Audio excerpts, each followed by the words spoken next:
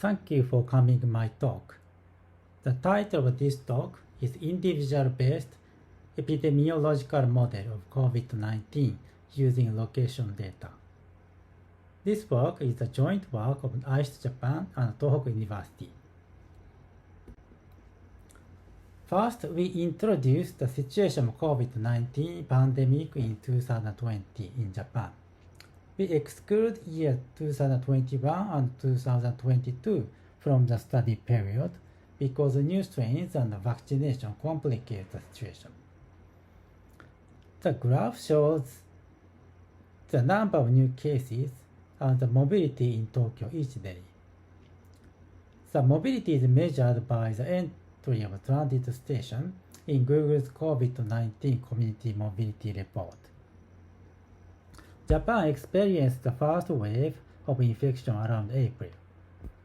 Then the government declared emergency and asked to stay at home nationwide. Because Japan lacked the necessary legal structure, the stay at home was the voluntary act of citizens. As shown in the graph, this period corresponds to a large drop of mobility. Further, Tokyo experienced the second wave in August and the third wave in December.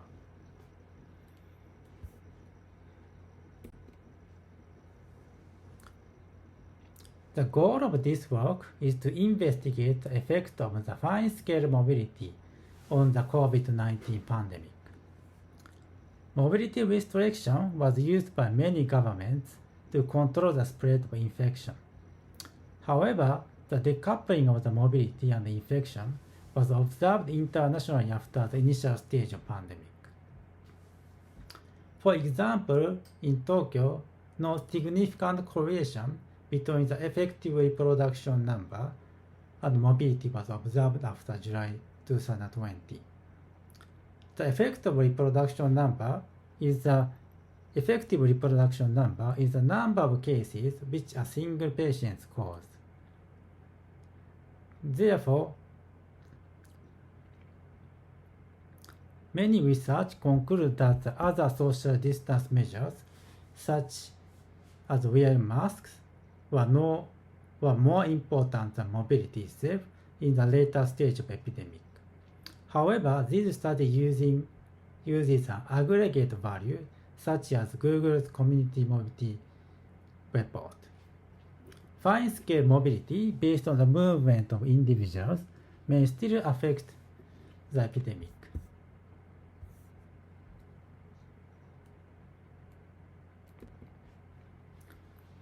So, our contribution is that we built a stochastic epidemiological model based on the movement of individuals. Apply the model to 10 months study period, 2020 March 1 to 2020 December 31 to the nationwide 500,000 people. Then we successfully reproduced the occurrence of 3 waves of epidemic by mobility alone, though with a large difference from observed values. So the result may suggest that the mobility played an important role in the later stage of epidemic. So this is the overview of our method. We use 3 data. The first data is the location data of smartphones. The data consists of more than 600 giga records. Each record consists of the ID of an observed smartphone and longitude, latitude, and timestamp of the observation. From the location data, we compute the contact matrix of each day. The contact matrix indicates the number of hours in which a pair of smartphones stayed in the same geological grid. The second data is the number of reported cases in each prefecture. The third data is the onset, confirmed, and reported date of each patient. Using these data, we first estimated the distribution of reporting delays. Then using back projection, a standard technique of epidemiology, we estimate the number of cases by infection date. Our model is a metapopulation-based mechanical model with a single unknown constant, beta. So we use the parameters such as incubation period, generation time, and over-dispersion of the variable obtained from the previous research. So we only need the infection rate beta, and other parameters are all obtained from the previous research. Further, we estimate the reporting rate of infection using cumulative death, confirmed, and infection fatality rate, confirmed case, and infection fatality rate. So in this way, we estimate the reporting rate is around the 50%. We use commercially available location data collected by BlogWatcher from GPS-enabled smartphone application. We obtain the number of reported cases from data published by NHK Broadcasting Company, who compiled from local governments. We obtained onset, confirmed, and reported dates of each patient from expert members of the National COVID-19 Cluster Task Force in Japan, which were compiled from local governments.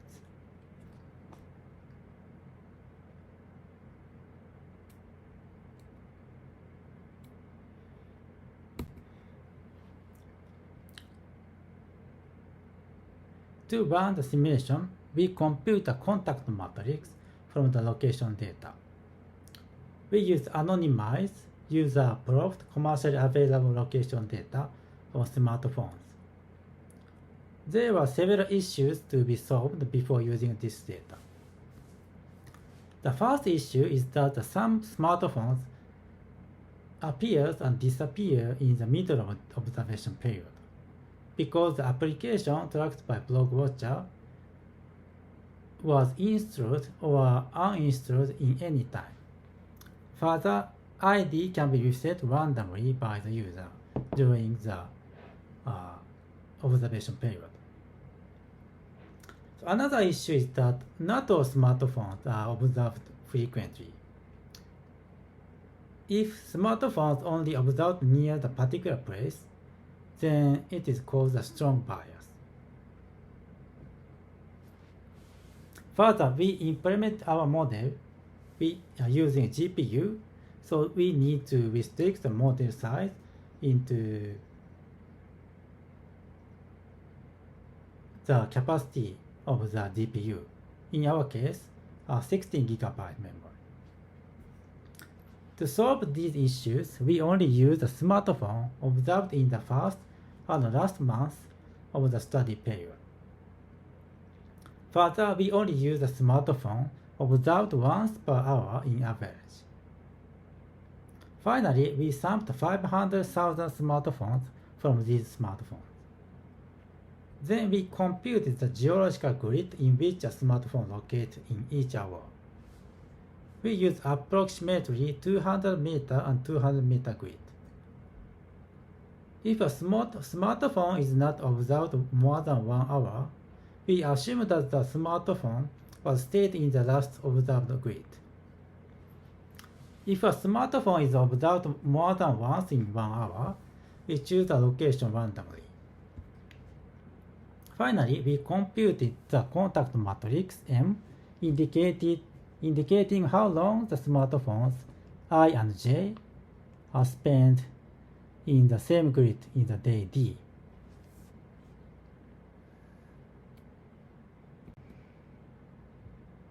To fit the model, we need the number of new cases of each prefecture in each day.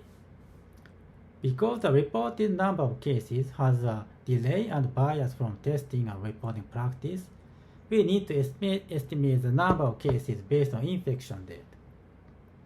We use two data. First, we use the reporting number of cases in each prefecture published by NHK Broadcasting Company. We also use the onset and reported date pair of some patients. So first we took the 7 days rolling average of the reported number to remove the bias caused by a testing and reporting practice. So for example, Saturday and Sunday, there is a small number of testing. So the reported number of cases was become artificially small. Then we estimated the distribution of reporting delays from the onset and reported date pair by fitting log normal distribution. Then we performed the back projection, a standard technique of epidemiology, to estimate the number of cases based on onset. Further, we performed back projection using the distribution of incubation periods to estimate the number of cases based on infection.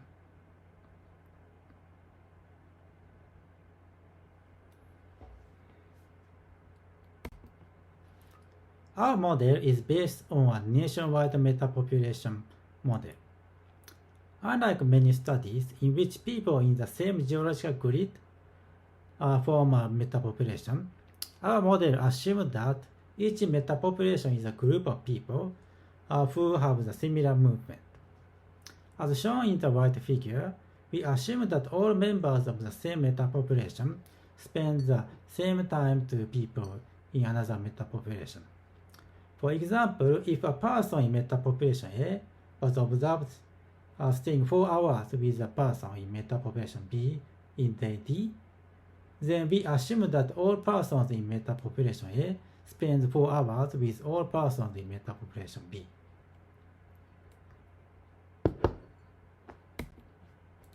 Our model is a stochastic epidemiological model defines the following equations. The model has a single parameter beta. We fit the model to the observed number of cases by tuning beta. So as explained, a contact matrix was obtained from location data of mobile phones. L is the sum of the viral load of patients in a metapopulation infected in day D. Because it is known that there is a large difference of viral load among patients, we assume that L follows the gamma distribution. D indicates the over-dispersion of the viral load, which was determined by a previous study. E is the sum of virus emission from metapopulation in day D. GK indicates the ratio of viral emission in day K from the infection. We use the K equal 14 because after 2 weeks, the viral emission is negligible. GK was estimated by a previous study. F is the metapopulation's exposure to the virus in day D. Then the new infection of day D is determined by the virus exposure, infection rate, beta, and the people still susceptible.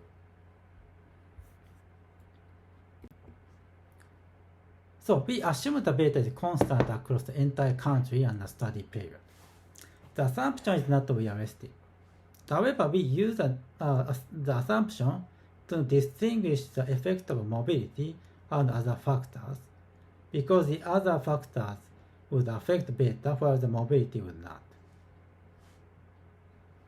So if beta is constant, if we can explain the observed result by our model, then mobility can be explained the observed data. But if our model cannot fit the result observed data, then the effect other than mobility is important. Also, we use the assumption as a first approximation of the complex reality. to optimize the beta, we use Bayesian optimization with a negative binomial loss. For each trial, we run 30 simulations. We summed up the number of new infections in metapopulations in each prefecture and obtained the simulated number of infections in each prefecture. Further, we assume the reporting rate as 50%.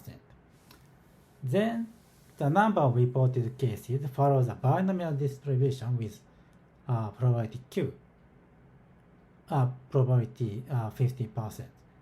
We use negative binomial loss because we do not know the true distribution I, only know 30 samples. Our model has a strong history effect. Therefore, we always start a simulation from March 1 when the cases were even distribution across the country. We ran 120 simulations and took the average and the standard deviation as a prediction. So we implemented a model on ABCR-GP cluster in ICE. Apache Spark was used to compute contact matrices using 16 nodes. The computation took about 1 day. Surveillance R package was used for back projection. Our model was implemented by PyTorch and uses GPU. Optimization used a single node with 4 GPU took 2 days. Simulation used a single node utilizing a single GPU took less than 1 hour. Table 1 shows the result of optimization. We optimized the model to the observed cases from March 1st to April 30, from March 1st to August 31, and from March 1st to December 31.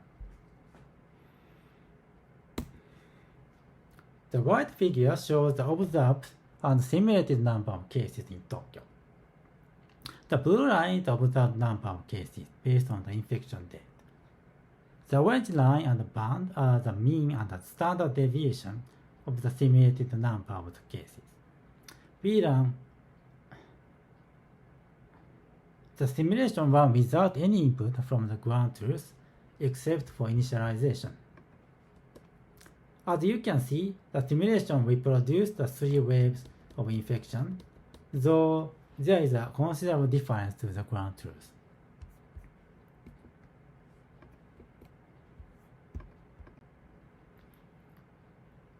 These figures show the result of Hokkaido and Shimane prefectures in the same simulation.